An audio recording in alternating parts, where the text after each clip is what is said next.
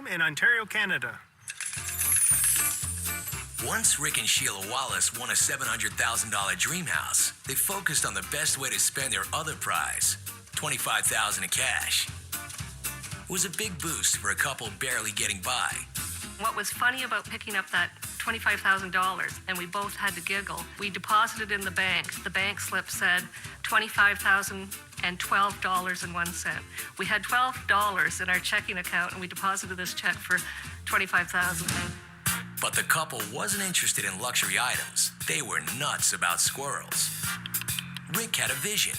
He believed the $25,000 cash prize was a sign. It was time to follow his dream, creating nothing less than a full-fledged squirrel empire. Hey, I want some excitement in my life. What about you? Sure. He put the prize money toward mass production of various squirrel merchandise. I know you were upset when I was thinking of doing these, but this is all paid for. Okay? Rick's always coming up with some new idea, usually squirrel-related. If someone wants to license the black squirrel trademark that I have, they can put on T-shirts, on anything. I say that what we do is we tell them that we're fully prepared to move and be black squirrel ambassadors. Sounds good.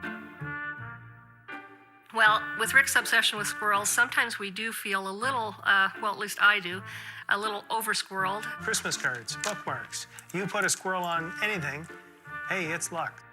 One idea he came up with was the squirrel coin, the lucky squirrel scratcher. He marks it as an item of luck. You can also use it for scratching the instant lottery ticket. And I thought it would be sort of cool to include an instruction manual how to use a lucky coin. We actually typed it up on the laptop that we won, and this book was financed through proceeds of the lottery win. In his first year of marketing that coin, he broke even, so now any coins we sell, it's straight squirrel profit. With the business up and running, a new house, and a new car, Rick and Sheila should have been living large. Warmth, sunshine. But just 3 years after their big win, they had money troubles.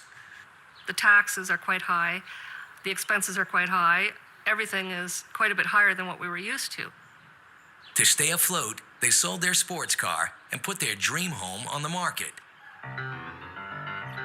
But chalk it up to the power of the squirrel. Luck was on their side again. The house sold, relieving them of what had become a financial burden. For us, when we sold the house, after living in it for 3.5 years, we got $555,000 minus the real estate commission, over $23,000. We still walked away with more than the $100 we spent to buy this house. Having gone from living on the edge to living the dream, Rick and Sheila have found a comfortable life in the middle. This is our house that we bought with the proceeds of selling the dream home. This house here is more realistic of what we need and what we want. Winning big hasn't changed Rick very much, or his love for squirrels. We've got anywhere between 3 and 6 squirrels that come see us daily. This is the black squirrel we call Lucky. And Rick's not just banking on squirrel power. He's got a greener plan to continue playing the lottery. Each one of these bottles here are worth 10 cents. If you want to play the lottery for free, this is a good way to clean up the environment. And hey, who knows? You might win millions of dollars. Now, he tells me that in his lifetime he's going to win twice more big on the lottery. And I tell him that's what I keep hanging in there for. After that, I'm out.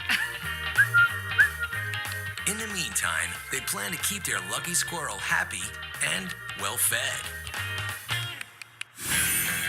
Winning more money than you ever thought possible can change your life in ways you never imagined.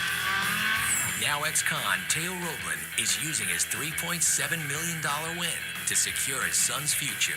Material things are not important to me as much as my family and my kids. I'd like to put money away for my kids' college fund and make sure that that is there. Whether they want it or not later on, it will be there for them. Donna McAlpin's determined to stay put on her 80 acres, and she's proud of it. Nothing really changed. We've got money, but this is our every day. Dee Dee Moore remains in jail, awaiting trial for the murder of Abraham Shakespeare, while police investigate what's left of his $17 million fortune. What everybody is saying now, when will justice be served? With a